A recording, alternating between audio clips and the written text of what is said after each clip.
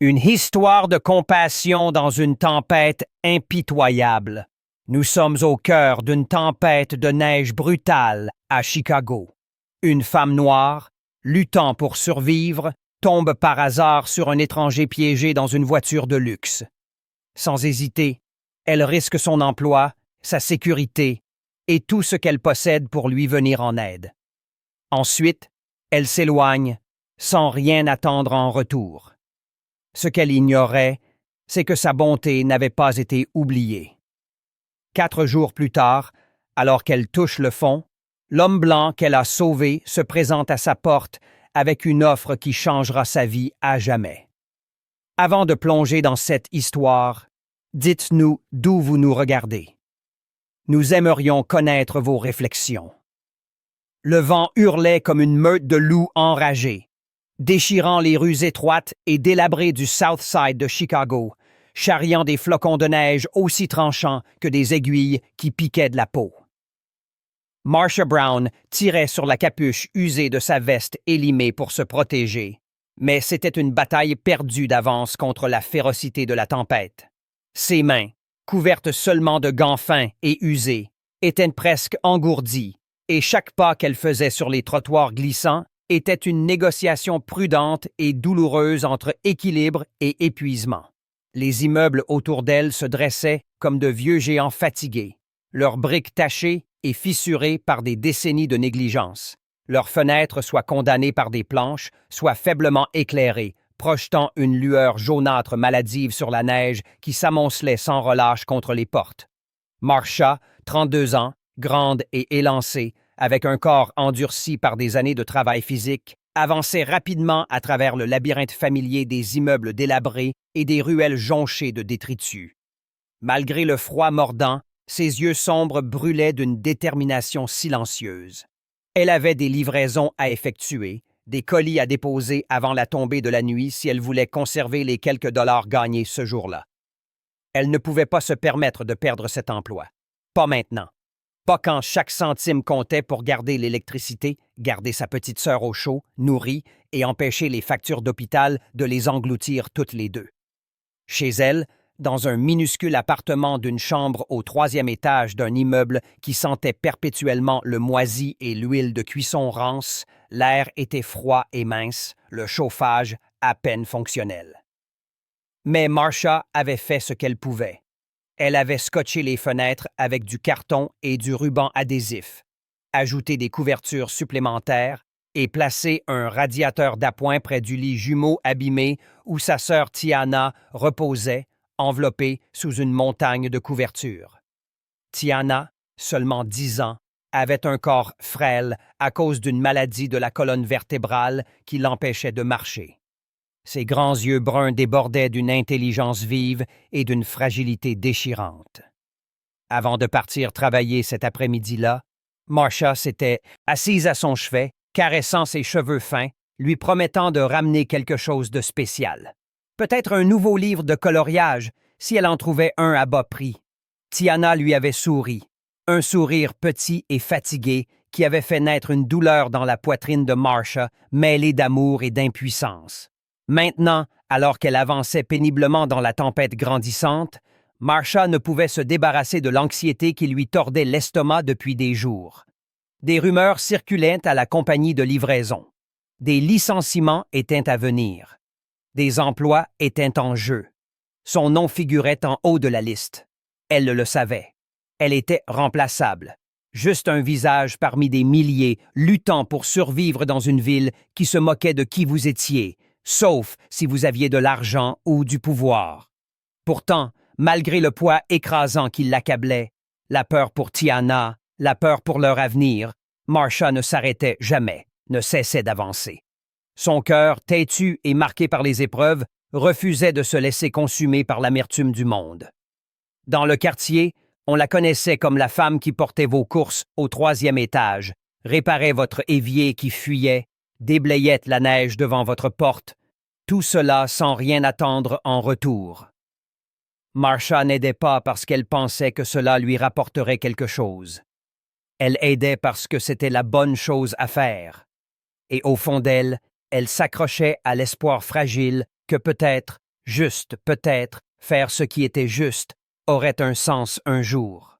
Alors qu'elle se dirigeait vers sa prochaine livraison, Marcia s'arrêta un instant au coin d'une rue, respirant fort, sa poitrine se soulevant dans l'air glacial. La neige s'était épaissie, créant des conditions proches du blizzard, et les lampadaires, entourés de tourbillons de flocons, semblaient des lunes fantomatiques suspendues dans l'obscurité. Elle sortit son téléphone pour vérifier l'adresse, mais la batterie se vidait rapidement, le froid la drainant avec une efficacité brutale. Un groupe d'adolescents passa en hâte, tête baissée, leurs rires aigus et creux résonnant dans la nuit gelée. Un bus urbain délabré passa lourdement, ses vitres embuées, l'intérieur bondé de visages fatigués regardant fixement à l'extérieur. Quelque part au loin, une sirène de police hurlait, aiguë et lugubre. Marcia remit le téléphone dans sa poche et continua, la neige craquant bruyamment sous ses bottes, le froid rongeant ses os. Elle n'avait aucune idée que ce soir-là, un simple acte de bonté, celui qui la définissait et que tant de gens considéraient comme une perte de temps insensée, allait changer sa vie pour toujours. Marcia plissait les yeux à travers le rideau aveuglant de neige, ses bottes glissant légèrement sur le trottoir gelé alors qu'elle avançait dans une rue latérale déserte, serrant son sac de livraison en toile contre sa poitrine. Son souffle sortait en bouffées blanches et irrégulières, et son cœur battait lourdement sous ses couches de vêtements fins. La tempête s'était aggravée en quelques minutes, transformant la ville en un désert blanc et gris, sans repère. La visibilité était presque nulle, et Marcia savait qu'elle devrait faire demi-tour, trouver un abri. Mais son sens du devoir, gravé dans ses os par des années de privation, la poussait à avancer. C'est alors, perçant le hurlement du vent et l'immense blancheur, qu'elle l'entendit. Un crissement métallique aigu, le rugissement désespéré d'un moteur tournant dans le vide. Des pneus glissants et dérapant sur l'asphalte gelé. Marcia tourna la tête vers le bruit, l'instinct prenant le dessus sur la partie de son cerveau qui lui criait de rentrer chez elle. Elle le vit à travers le flou de la neige, une berline Mercedes noire et élégante, inclinée en travers de la route, ses roues arrière profondément enfoncées dans un monticule de neige. Le pare-choc avant était enfoncé là où elle avait heurté un lampadaire. Sans réfléchir, Marcia se précipita vers la voiture, ses jambes s'enfonçant dans les congères jusqu'aux genoux. Chaque pas était une lutte contre la boue glacée qui menaçait de lui arracher ses bottes. En s'approchant, elle distingua une silhouette à l'intérieur. Un homme, blanc, d'âge moyen, vêtu d'un costume gris coûteux, complètement déplacé dans ce quartier et par ce temps. L'homme luttait pour ouvrir la portière côté conducteur, frappant le carreau de son poing avec frustration. Marcia tapa sur la vitre pour attirer son attention, criant par-dessus le vent hurlant. « Hey! Vous allez bien là-dedans? » Les yeux paniqués de l'homme croisèrent les siens un instant, puis il parvint à ouvrir la portière avec un grognement d'effort. Une rafale d'air glacial les frappa tous les deux comme un marteau. Marcia se pencha à l'intérieur, saisissant l'homme par le bras pour le stabiliser alors qu'il sortait en titubant. Son visage était pâle, ses cheveux en désordre, une fine ligne de sang coulait d'une coupure au-dessus de son sourcil. Ses mains tremblaient violemment et ses chaussures coûteuses étaient complètement trempées. « Voiture coincée !» haleta l'homme, sa voix tremblante, peut-être à cause du froid, peut-être de la panique. Téléphone mort, pas de réseau. Marcia l'examina rapidement. L'homme était clairement blessé, et à en juger par la façon dont il s'appuyait lourdement contre la portière ouverte, peut-être en état de choc. Son cœur se serra de compassion, mais ses instincts de survie prirent le dessus. Ce n'était pas un bon quartier, surtout pas pour un homme comme lui, coincé à découvert. Et la température chutait rapidement. S'ils ne trouvaient pas un abri bientôt, ils seraient tous les deux en danger. « D'accord, ne vous inquiétez pas, je vais vous aider, » dit Marcia avec fermeté, sa voix stable malgré ses mains tremblantes de froid. Sans attendre de réponse, elle enleva son sac à dos en toile usée et fouilla à l'intérieur pour en sortir une vieille corde qu'elle gardait pour les urgences. Elle agit vite, attachant la corde à l'essieu arrière de la Mercedes, tandis que l'homme s'appuyait contre la voiture, les dents claquant, l'air plus perdu que jamais. Marcia serra les dents, ses muscles hurlant alors qu'elle essayait de dégager les pneus à main nue, la neige et la gadoue engourdissant ses doigts à chaque seconde. Le vent rugissait autour d'eux, une bête hurlante qui la frappait de tous côtés. Son souffle sortait en halètement, blanc contre l'air sombre et tourbillonnant. Elle enroula la corde autour de sa taille et tira, essayant de faire reculer la lourde voiture, les pneus patinant inutilement, le châssis bougeant à peine. Soudain, son pied glissa sur une plaque de glace cachée et elle s'effondra durement sur le côté, l'impact lui coupant le souffle, son coude râpant douloureusement contre la chaussée rugueuse. Pendant une seconde, des étoiles explosèrent derrière ses yeux et la tentation de rester là, de laisser le froid l'engloutir, fut presque irrésistible. Mais elle pensa à Tiana, à son petit sourire plein d'espoir, à ses mains frêles serrant les siennes ce matin-là, et elle se força à se relever avec un grognement guttural.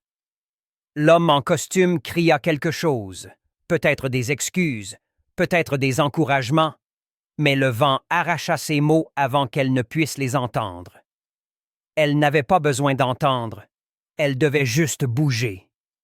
Une autre traction, un autre grognement d'effort, et enfin, miraculeusement, la voiture se libéra, reculant de quelques précieux mètres sur un pavement plus dégagé.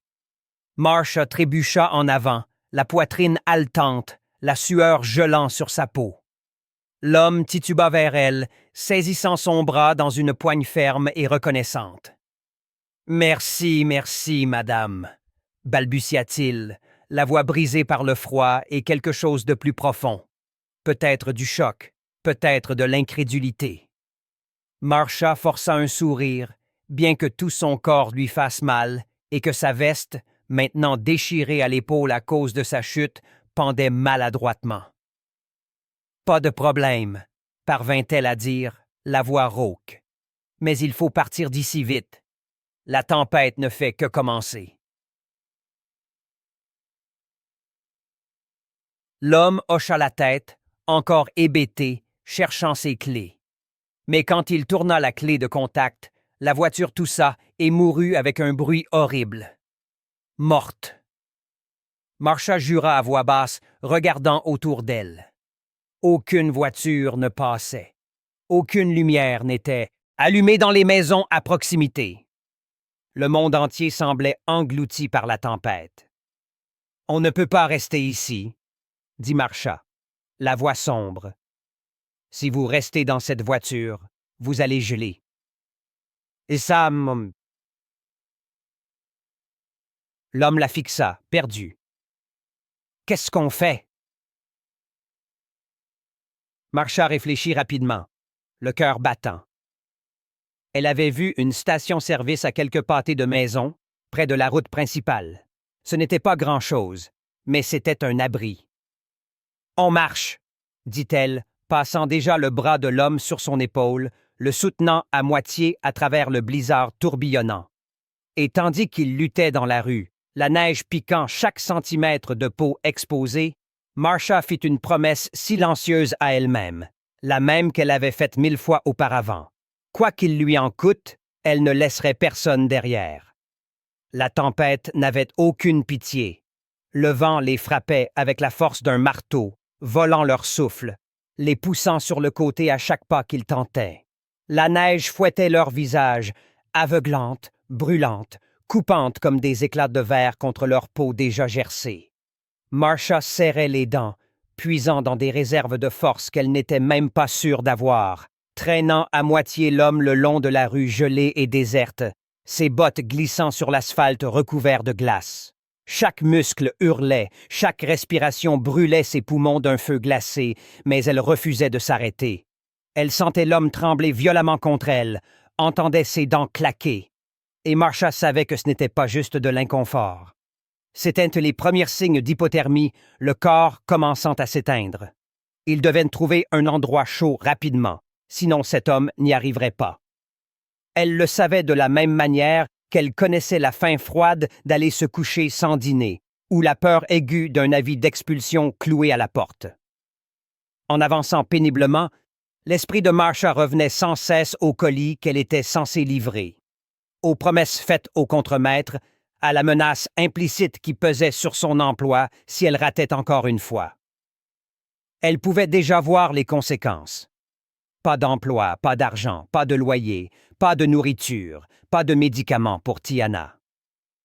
Ce n'était pas seulement sa propre vie en jeu, c'était aussi celle de sa sœur. Les enjeux ne pouvaient pas être plus élevés. Et ils pesaient sur elle comme des chaînes de fer. Elle s'arrêta en titubant au coin d'une intersection, le cœur battant, les yeux piquants à cause de la neige. Elle baissa les yeux vers l'homme, qui s'appuyait lourdement sur elle. Son costume, autrefois impeccable, maintenant couvert de glace et de saleté. Son souffle venant en halètements courts et irréguliers. Marcia savait qu'elle était à un carrefour. Sauver son emploi en abandonnant cet étranger à son sort, ou tout sacrifier pour aider quelqu'un qu'elle ne connaissait même pas. Pas le choix, murmura Marcia à voix basse, presque incrédule face à son propre entêtement. Pas question que je te laisse ici, mec. Pas question. L'homme ne répondit pas. Il était trop loin, titubant aveuglément là où Marcia le tirait.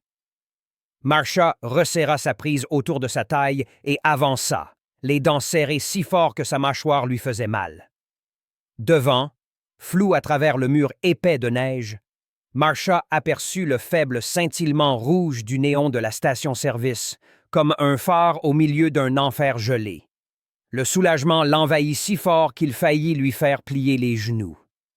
Avec un ultime élan de force désespérée, elle traîna l'homme sur les derniers mètres jusqu'à la porte de la station-service et l'ouvrit d'un coup d'épaule avec un grognement, envoyant une rafale de neige dans l'intérieur sombre et crasseux. La chaleur à l'intérieur les frappa comme un coup de poing, épaisse et lourde, sentant légèrement le café brûlé et l'essence. Un vieil homme derrière le comptoir leva les yeux de son journal, son visage ridé, marqué par la surprise à la vue des deux silhouettes couvertes de neige s'effondrant à l'entrée. Marcia guida l'homme vers une chaise en plastique abîmée près d'un radiateur, l'installant doucement. L'homme marmonna quelque chose d'incohérent, ses yeux se révulsant brièvement avant qu'il ne s'affaisse dans la chaise, tremblant violemment, mais vivant. « Appelez une ambulance !» rapa Marcia au vieil homme derrière le comptoir, la voix rauque et brisée. « Il a besoin d'aide. » Le vieil homme cligna des yeux, hocha la tête et tendit la main vers le téléphone. Marcia se laissa enfin glisser au sol contre le mur, la poitrine haletante, les bras tremblants d'épuisement et de froid. Tout son corps lui faisait mal, des bleus sur sa hanche au froid glacial qui s'était installé jusqu'à la moelle de ses os. Elle enleva sa veste déchirée, désormais presque inutile, et sans réfléchir, sans hésiter, elle la drapa sur les épaules tremblantes de l'homme, se laissant en simple sweat à capuche usée, qui n'offrait presque aucune protection contre le froid qui s'infiltrait encore sous la porte. Elle savait ce que cela signifiait. Ses livraisons étaient fichues, son emploi pratiquement perdu. Aucune excuse ne la sauverait. Personne ne se souciait des raisons de votre échec, seulement du fait que vous aviez échoué. Mais alors qu'elle était assise là, tremblant de manière incontrôlable, regardant les lumières de l'ambulance briller faiblement à travers la neige tourbillonnante à l'extérieur, elle ne ressentait aucun regret, pas une once. Elle avait fait ce qui était juste, même si cela lui coûtait tout. Marcia resta recroquevillée sur le sol en linoléum fissuré de la station-service pendant ce qui lui sembla des heures, les bras serrés autour de ses genoux, tremblant violemment alors que l'adrénaline s'évacuait lentement de son corps, ne laissant qu'un épuisement profond et un froid tenace qui semblait avoir fusionné avec son âme. Elle observa à travers des yeux mi-clos les ambulanciers arriver, s'affairant autour de l'homme en costume, l'enveloppant dans des couvertures épaisses, l'attachant sur une civière, leur voix basse et urgente, mais étrangement lointaine, étouffée par le bourdonnement dans ses oreilles gelées. Elle tenta de se lever quand l'un d'eux lui fit signe, mais ses jambes refusèrent de coopérer, tremblant si fort qu'elle craignit qu'elle ne se brise comme des brindilles fragiles. Une ambulancière, une femme aux yeux bienveillants et au visage marqué par des années à côtoyer trop de souffrances, s'agenouilla à côté d'elle, posant une main chaude sur son front, murmurant quelque chose à propos d'hypothermie. Marcia secoua faiblement la tête, têtue même maintenant, la repoussant d'un geste, marmonnant qu'elle allait bien. Elle devait juste retourner au travail, faire ses livraisons. L'ambulancière fronça les sourcils, mais n'insista pas. Probablement habituée à voir une fierté comme la sienne, même quand elle était sur le point de tuer une personne.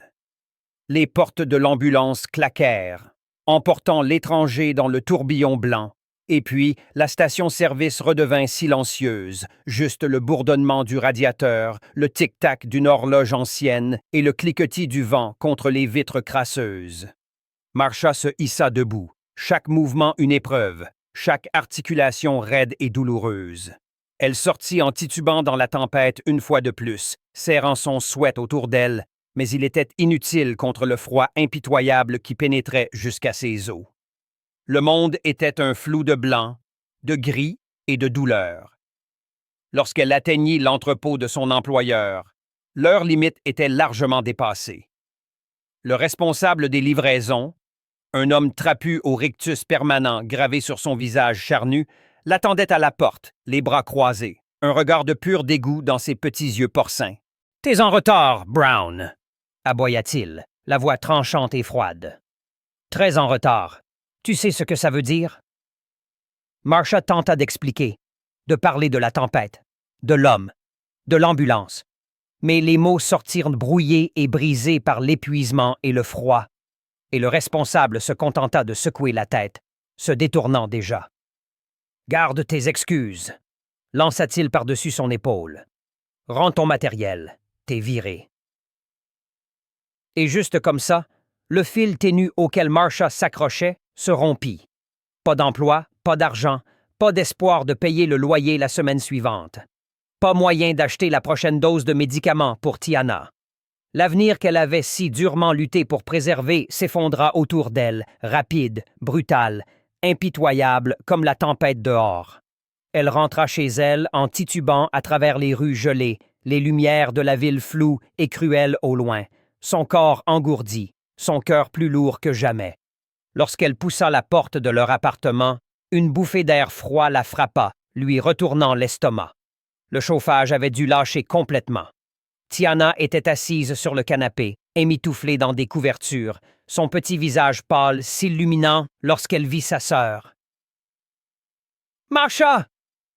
T'es rentrée! » pépia-t-elle, sa voix faible mais pleine d'un espoir innocent.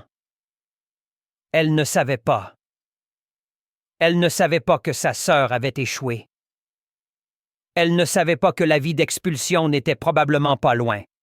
Elle ne savait pas que la précieuse sécurité qu'elles avaient était partie, volée par un seul acte de bonté. Marcia força un sourire, s'agenouillant à ses côtés, prenant ses petites mains froides dans les siennes, rugueuses et gelées. « Je suis rentrée, petite sœur, » dit-elle d'une voix rauque, brisée par le poids de tout ce qu'elle ne pouvait pas dire.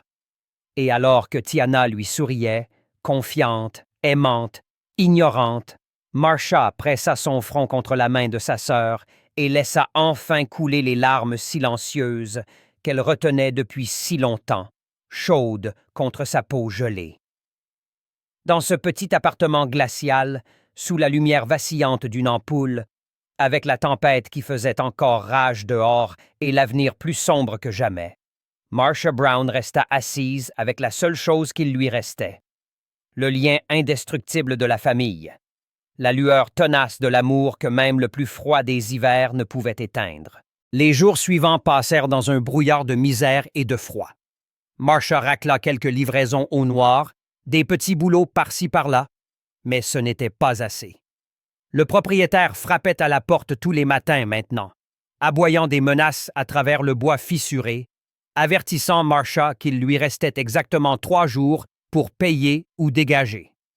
L'avis final pour les médicaments de Tiana arriva aussi, imprimés en lettres froides et sans cœur qui auraient tout aussi bien pu être des couteaux dans la poitrine de Marcia. Elle ne dormait presque plus ces nuits-là, allongée à côté de la silhouette frêle de Tiana, fixant le plafond taché, se demandant où elles iraient, ce qu'elles pourraient bien faire ensuite, s'il y avait encore un avenir pour elles. Le 4e matin, alors que le soleil peinait à percer les épais nuages gris dehors, Marcia fut tirée du sommeil par des coups secs à la porte. Pas les coups impatients et furieux du propriétaire, mais quelque chose de différent, plus net, officiel. Elle se leva en titubant, le cœur battant d'une appréhension familière, s'attendant à moitié à voir la police ou des agents d'expulsion. Mais lorsqu'elle ouvrit la porte, ce n'était ni le propriétaire ni la police. C'était un homme en costume bleu sombre, impeccable malgré la boue sur le trottoir, tenant une mallette en cuir et arborant une expression polie mais indéchiffrable. « Marcia Brown ?» demanda l'homme, la voix ferme, professionnelle. Marcia hocha la tête avec lassitude, se plaçant instinctivement légèrement devant Tiana, qui jetait un œil depuis derrière elle, ses grands yeux pleins de confusion. L'homme lui tendit une carte. Marcia la prit avec des doigts engourdis, clignant des yeux sur les mots soigneusement imprimés. « Harrison et associé, avocat. »« Mon client souhaite vous rencontrer, » dit simplement l'homme. « Immédiatement. » L'esprit de Marcia s'emballa. Était-elle en problème? Elle n'avait rien fait de mal. Peut-être que quelqu'un la poursuivait. Peut-être quelque chose de pire. Son estomac se noua douloureusement, mais elle savait qu'elle n'avait pas le luxe de refuser. Si c'était une mauvaise nouvelle, elle devait le savoir. S'il y avait ne serait-ce qu'une infime chance que ce soit autre chose, elle devait la saisir. Elle s'emmitoufla du mieux qu'elle put, promit à Tiana qu'elle serait bientôt de retour et suivit l'homme dans le matin glacial. Ils traversèrent la ville dans une berline noire élégante, bien plus propre et neuve que tous ceux dans quoi Marcia avait jamais voyagé, les sièges en cuir froid et lisse contre sa peau. Ils passèrent par des quartiers que Marcia n'avait vus qu'à la télévision, des rues bordées d'arbres, des maisons immenses dressées comme des sentinelles fières et distantes derrière des portails en fer. Enfin, ils s'arrêtèrent devant un immeuble si grand et scintillant qu'il semblait couper le ciel gris en deux, tout en acier et en verre, empreint d'une richesse silencieuse et puissante. Marcia suivit l'avocat à l'intérieur, se sentant terriblement déplacée dans ses vêtements usés et ses bottes éraflées, chaque surface de marbre poli reflétant à quel point elle n'appartenait pas à cet endroit. Ils prirent un ascenseur silencieux jusqu'à l'étage du penthouse, où les portes s'ouvrirent sur un vaste bureau, des murs de verre donnant sur la ville scintillante. Et là, derrière un immense bureau en acajou, se tenait un homme que Marcia reconnut instantanément. L'homme de la voiture, celui qu'elle avait traîné à travers le blizzard, celui qu'elle pensait ne jamais revoir. Mais il était différent maintenant. Ce n'était plus un naufragé terrifié et gelé, mais un homme à la présence indéniable, impeccablement vêtu d'un costume sombre, ses cheveux gris soigneusement peignés, ses yeux bleus perçants empreints d'une clarté qui fit retenir son souffle à Marcia. « Mademoiselle Brown », dit l'homme en s'avançant, lui tendant la main. « Walter Hartman, PDG de Hartman Properties. » Marcia serra la main automatiquement, encore trop abasourdie pour parler. « Je vous dois la vie, » poursuivit Walter, sa voix posée, riche d'une émotion que Marcia ne s'attendait pas à entendre, du respect. Vous ne saviez pas qui j'étais. Vous n'avez rien demandé. Vous avez sacrifié votre sécurité, votre emploi, pour sauver un étranger. Marcia ouvrit la bouche, mais aucun mot ne vint. Sa gorge brûlait, son esprit tourbillonnait. Walter sourit, un sourire sincère et chaleureux. « Je ne crois pas qu'une dette doive rester impayée, » dit simplement Walter. Il se tourna et prit un dossier épais sur le bureau, le plaçant dans les mains tremblantes de Marcia. Marcia l'ouvrit et son souffle s'échappa dans un hoquet stupéfait. L'acte de propriété d'un appartement flambant neuf dans un quartier sûr, entièrement payé. Un fonds fiduciaire au nom de Tiana, suffisant pour couvrir ses frais médicaux pendant des années. Une offre d'emploi à temps plein, avec avantages et bons salaires dans l'une des entreprises de Hartman. « Je ne veux pas de charité », croassa Marcia, les mots arrachés d'un endroit profond en elle, sa vieille fierté et sa peur s'entrechoquant. Les yeux de Walter s'adoucirent. « Ce n'est pas de la charité, Marcia, c'est de la gratitude. C'est ce que vous méritez. » Marcia resta figée, submergée, des larmes picotant ses yeux. Ce n'était pas juste une bouée de sauvetage, c'était un avenir. Des heures plus tard, lorsqu'elle franchit la porte de leur vieil appartement pour la dernière fois, prenant Tiana dans ses bras et lui disant que tout irait bien, mieux que bien, Marcia comprit enfin. Parfois, la bonté était sa propre récompense. Mais parfois, si vous aviez de la chance, le monde s'en souvenait. Et parfois, il vous le rendait d'une manière plus grande que vous n'aviez jamais osé rêver. Rejoignez-nous pour partager des histoires significatives en appuyant sur les boutons « J'aime » et « S'abonner ». N'oubliez pas d'activer la cloche de notification pour commencer votre journée avec des leçons profondes et une empathie sincère.